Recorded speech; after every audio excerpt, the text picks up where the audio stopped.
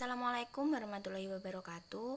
Kami dari kelompok 9 mata kuliah Hukum Kebijakan Publik akan mempresentasikan hasil diskusi kelompok kami berupa makalah yang berjudul Analisis Kebijakan Publik. Sebelumnya perkenalkan anggota kelompok kami. Yang pertama ada Gencar Anjur Prayoga dengan NIM 12103193056. Yang kedua ada Diana Siva Juanita dengan NIM 12103193057. Yang terakhir ada Afifah Tiastiti dengan NIM 12103193062. Penjelasan pertama adalah mengenai pengertian analisis kebijakan publik. Analisis kebijakan ialah proses atau kegiatan mensintesa informasi termasuk hasil-hasil penelitian untuk menghasilkan rekomendasi opsi desain kebijakan publik. Dari definisi tersebut, kiranya dapat dirumuskan karakteristik dasar analisis kebijakan.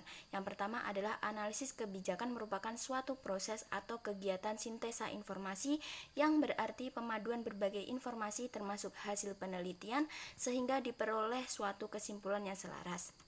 Yang kedua, salah satu sumber utama informasi yang menjadi bahan analisis kebijakan ialah hasil-hasil penelitian.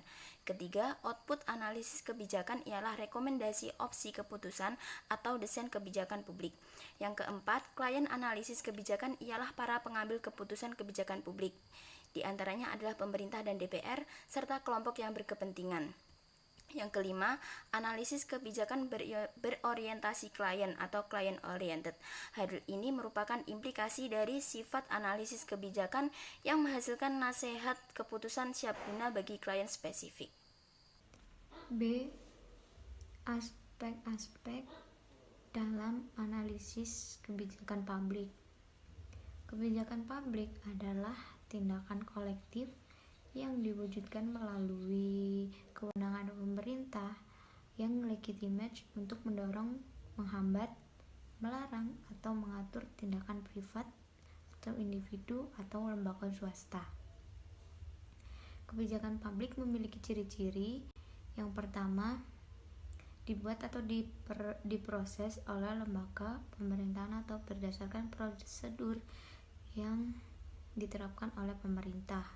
Lalu yang kedua, bersifat memaksa atau berpengaruh terhadap tindakan privat masyarakat luas atau publik. Aspek analisis kebijakan publik yaitu satu, objek yang dimaksud yaitu kebijakan publik. Lalu yang kedua, motivasi. Yang dimaksud motivasi adalah kebutuhan spesifik klien.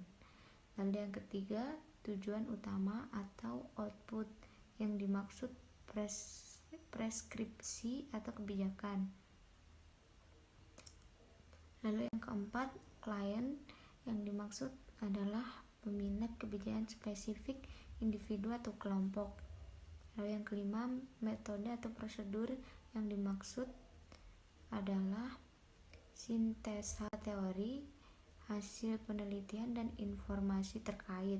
Lalu yang keenam ada bahan. Yang dimaksud bahan di sini adalah olahan atau mentahan. Lalu yang ketujuh ada waktu. Yang ketujuh ada waktu.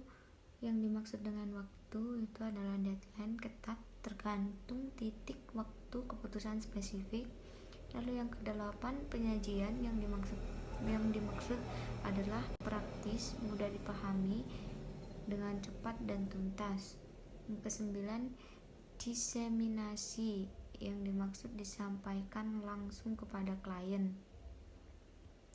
Kesepuluh, kelemahan umum.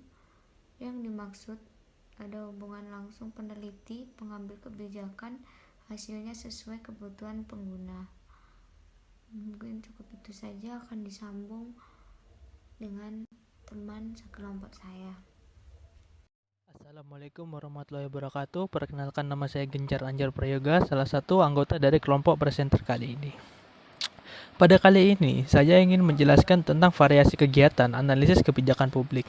Pertama-tama, jika proses kebijakan atau policy proses merupakan suatu kegiatan yang mengkaji proses penyusunan kebijakan, maka analisis kebijakan adalah penerapan metode dan teknik analisis yang bersifat multidisiplin dalam proses kebijakan. Untuk analisis suatu kebijakan sendiri memiliki beberapa metode atau variasi yang dikenal secara umum. Variasi ini digunakan sebagai pedoman untuk melakukan penganalisisan terhadap suatu kebijakan dengan tujuan untuk memudahkan menemukan gap atau kesenjangan yang terjadi antara suatu kebijakan dengan masyarakat, serta memprediksi hasil yang akan dicapai atas kebijakan tersebut.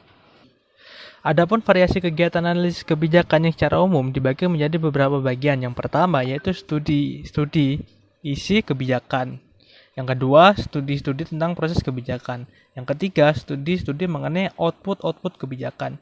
Yang keempat, studi-studi evaluasi. Yang kelima, studi tentang informasi untuk pembuatan kebijakan. Yang keenam, proses penasihatan. Dan yang ketujuh, nasihat kebijakan. Sekian, terima kasih. Wassalamualaikum warahmatullahi wabarakatuh.